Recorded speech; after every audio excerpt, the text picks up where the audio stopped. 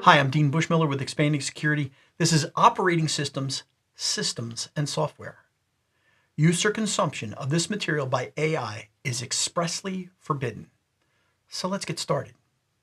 Operating systems. Well, Dean, what's the perfect operating system for us? I mean, the perfect operating system is this or that. I had to do a lot of studying about operating systems. In my library of books, I have 74 operating system books. My top 7 books of all time are right here on this list. I'm not going to read them off to you, but what makes a good operating system book so that I can determine what the best operating system is for me? Well, it turns out how you can tell a great operating system book is look at the edition of the book. The minimum editions on this list here is 2nd edition. Some of these books are in their 9th edition in their ability to explain the operating system. So that's what you want to look at when you want to dig really deep into this stuff. The operating system is software, right? I mean, that's what we think it is. No, see, the word that was added on to the end of this was operating systems, systems plural, and software. What does that mean? Well, first off, we have to figure out what it is, how it works, and how it fails.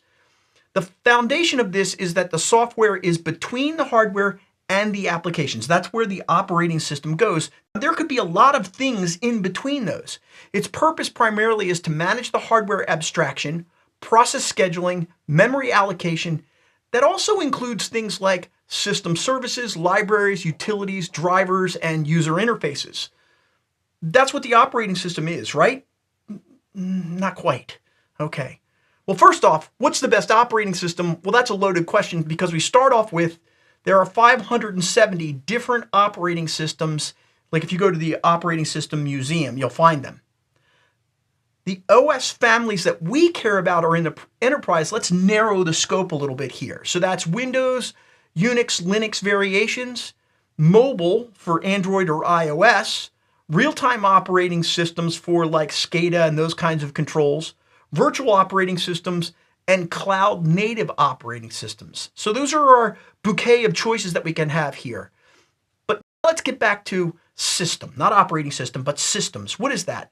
And that's a socio-technical environment that we create. It's not just one thing. What does that mean? Well, we've got the OS, that's definitely the software, the hardware, the applications, and now we add in the other stuff that makes up the operating system that we have to manage. The interactions like users, suppliers, the networks that they interact with, the policies that we have, and the operational processes. So the OS is not just software. How do you operate your operating system? And we have to break that down into the 3 practitioner domains. And that's going to be important as we go through the entire lesson to figure out where are we sitting right now? What hat are we wearing? So we start off with the basics of the life cycle selection, provisioning, maintenance, and retirement. This is when we choose the operating system. We could say, well, you know what, Dean, the best operating system is a secure OS platform. That would be things like, well, first off, what we'd be doing is we'd be trading application compatibility for architecture security. That would be the major trade-off that we would be doing there. Let's take some examples here. Chrome OS is a read-only operating system, verified at boot, and you basically cannot do ransomware against this operating system. It is virtually impossible. But Dean, I want to install my applications. Oh, sorry, you're out of luck. Graphene OS, that's a hardened Android operating system. Well, that would be great because my phone can't be compromised. Yeah, but you're going to go ahead and lop off all those really cool features that you really like in your mobile OS. Cube OS for Zen compartmentalization.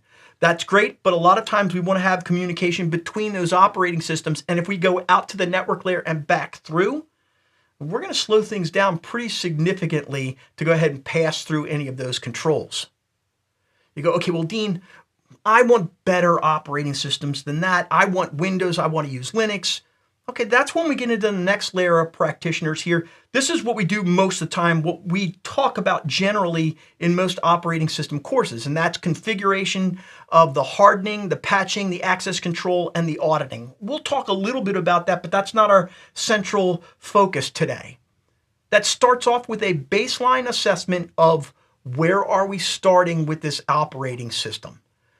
The ways to figure this out with this operating system, because there's so many different variations that we have out there, is to use a tool like a SCAP compliance checker to say, this operating system has these things in place, it does not have these things in place, and they're described generically across all of our operating systems, because we're not going to pick a best operating system. We're going to be forced into choosing multiple operating systems.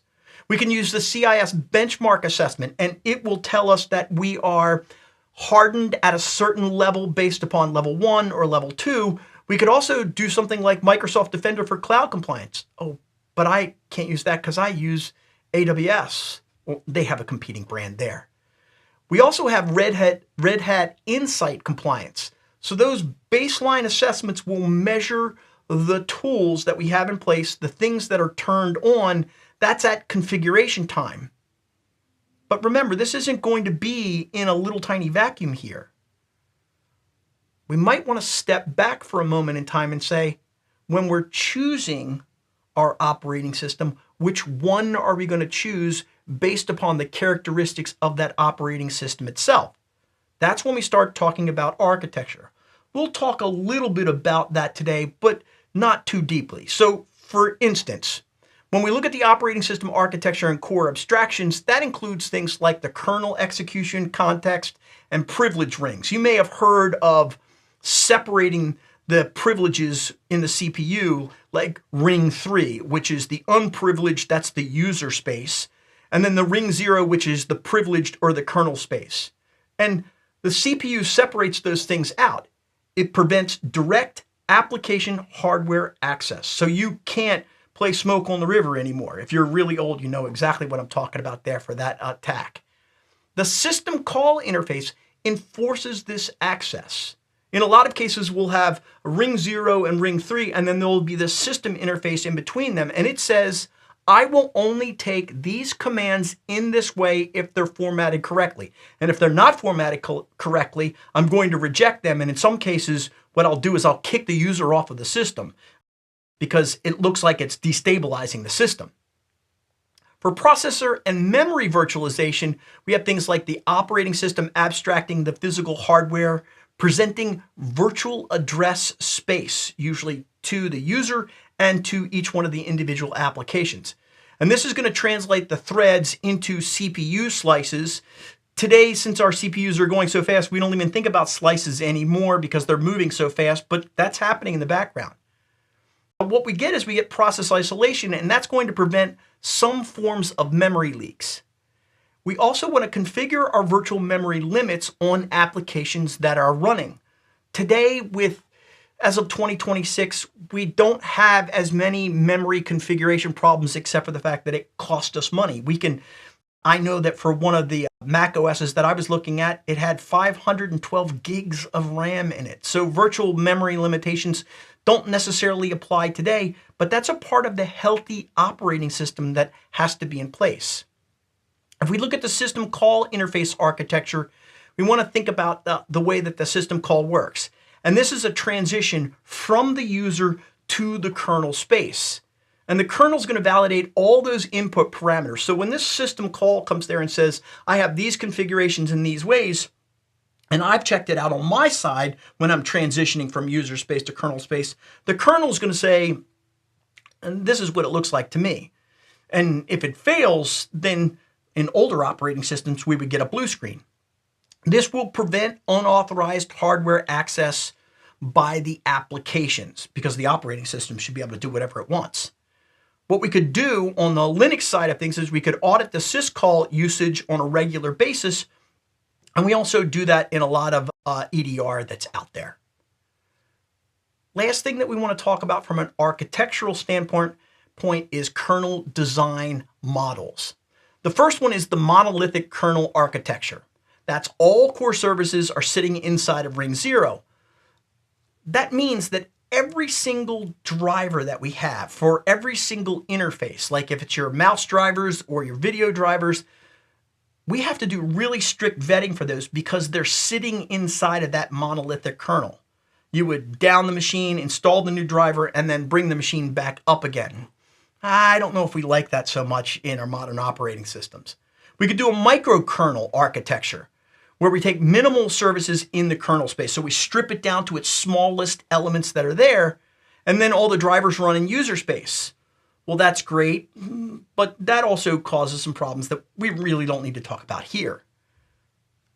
Why don't we do a hybrid kernel architecture? And that's where we take the performance critical drivers and run them in the kernel, and that allows us to balance the throughput and subsystem structures. If you do that just a little bit wrong, it's going to blow up in your face. I'm talking to those people at macOS at this point. You are going to switch between operational control and building an OS from scratch. You go, Dean, I'm not going to build an operating system from scratch. Yeah.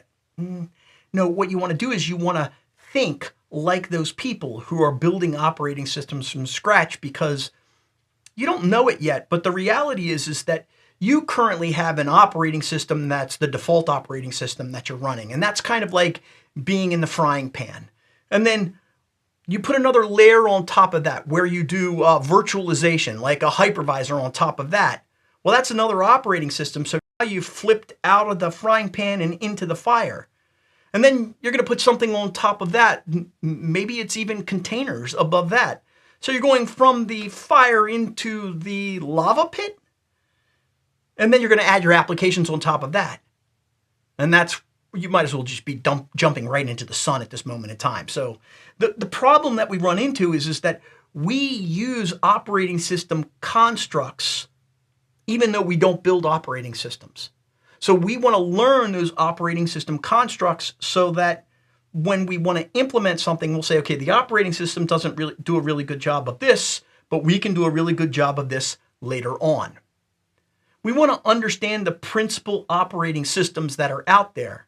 And we want to build our applications, the ones that rely on the operating system, but we're going to say, hey, there's no security reliance required whatsoever because our application is like its own operating system. That's really what we're doing today. We don't want to compound the problem. So that's why we learn about the architecture, understand all of those components. I'll dig deep into that in the system security and engineering section. So how do we secure our operating systems? That's really, this is a security course, Dean. You're a security guy. How do you secure your operating systems? No, you're asking the wrong question. You need to shift. You need to say, how do we reduce the loss of our security as we integrate operating systems? You say, well, Dean, the operating system is the underpinning thing. It doesn't have to be. I mean, think in virtualization where we run a hypervisor here and we put on top of that, we put another operating system on the other side of it. So we want to reduce our loss of our security as we integrate OSs into our organization. As we bring in mobile devices, we want to make sure that we limit that reduction of loss. So there's probably a right way and a wrong way to build these things, to sell these things as a vendor, and to buy these things. And that is the truth. What I did for this particular course was I created a case study. Well, it's a tale of two case studies, as it were. And so we'll break this down into XP and Android. For now, I want to give you the setup of XP. And I'm not saying it's bad or I'm saying Android's good. I'm just saying these were design choices that they made. These were implementation choices that they made. These were the things that were imposed upon us, and we had to make decisions in our environment based upon the vendor who built XP. The success stories of this. We have a unified consumer and business desktop. That was the ability to have both users at home and at work to have the same operating system. That was a brilliant stroke of genius because what we can do is we can leverage the training that was done at home in the office and vice versa. It had broad hardware and software compatibility. The hardware itself, you could install XP on almost anything. You could install it on little tiny, well, I don't know that you could install it on a Raspberry Pi, but you get the idea. And for software compatibility, you could install anything on a Windows XP machine. We were able to embed this across many different sectors of business: healthcare, manufacturing, and industrial equipment. But there were some failures in this. And some of the failures are things like early security defaults. For example, the default configuration for the firewall in Windows XP for the first 3 years of its existence was firewall off. Then we had unsupported installations that were retained by the organizations over a long period of time. Why? Because they had an application, they had equipment, and they had process that all depended upon this, and they said, we can't get rid of this, even years and years and years later. There are no security updates. As of 2026, there are no security updates as of 2014. You go, well, Dean, nobody's using XP. Actually, there's an estimate of about 2 to 4 million XP machines worldwide still active and in service today, and we really don't know all of the ones that are possibly out there. That's why it's from 2 to 4 million, because there are many systems that are isolated in industrial controls, medical equipment, and lab instruments. I actually know of a lab instrument that is buried in concrete and is connected to a lab instrument that is measuring the decay of radiation. It can never come out of there. And we can never install another operating system inside of there. I know that it exists. I know where it is. I could drive there and get to it. It would be a long drive, but I could get there. And that operating system is going to run as long as they can keep that machine powered up at this point. So those are the successes and failures of XP, just a couple for us to dip our toe into. Let's flip over to the Android operating system. The successes here are an open, adaptable mobile OS platform with many manufacturers, multiple device types. There's a user install base of 3 billion active devices today. Why is it so good? Well, because there's competition in that market. The operating system itself costs nothing. The vendors who make phones are competing with each other so they give us the best price in the market. And this allows us to get phones for less than $50 US today if we really want them. I mean, there'll be a stripped down phone, but it'll still work at this moment in time. It costs more for the service than it does for the full-blown operating system. Of course, we could also, because it's Android, we could run it wirelessly and have wireless phone communication. But it's not all bed of roses with Android. The failures include things like the responsibility is distributed. It's not, I'm going after Microsoft because I've got a problem. You've got Google, the chip vendors, the manufacturers, the carriers, the developers, and you, the user. This means that there's going to be a delay in patches and OS upgrades. There have been many. Fragmentation and finite vendor support. Vendors, if you pay $50 for a phone, they're really not going to do a lot of upgrades there.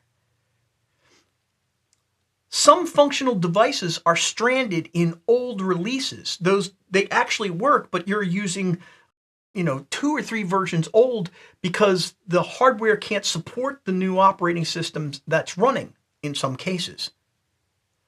If you want this full case study and looking at the 2 operating systems and going through the entire mind map, you can get it for free on my Substack.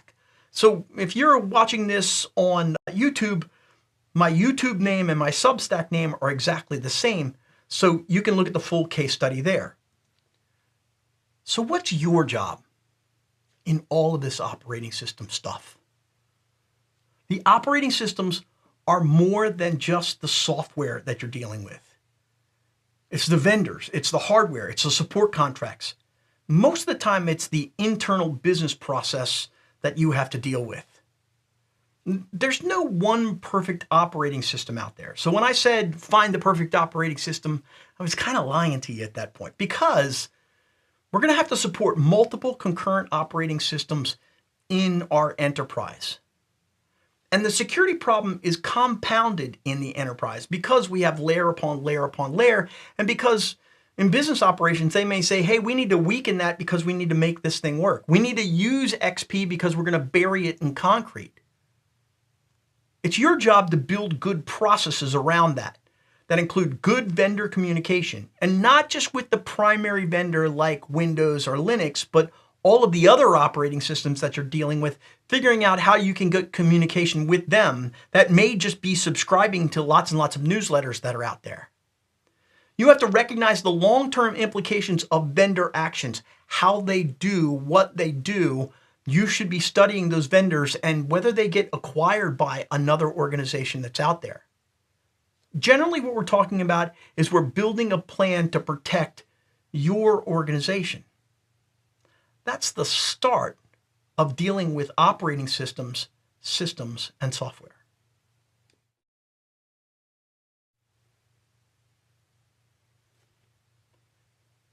We don't have any AI operating systems unless, well, I mean, you might want to talk about going over to machine learning and AI, those kinds of things, but that's not what we're talking about here. We're talking about how AI interacts with operating systems, software. What AI is doing for us today is it's helping us to decide on what patches to deploy first. That's the prioritization, and that's tied to operational risk. We have good dashboards that are out there that say, you should patch this before you patch that. What we can do is we can get machine learning to collect information for us around the operating system. It's really good at collecting system call sequences, process behavior, network telemetry. Really, it's looking at the norms there, and then it can say, this is an anomaly.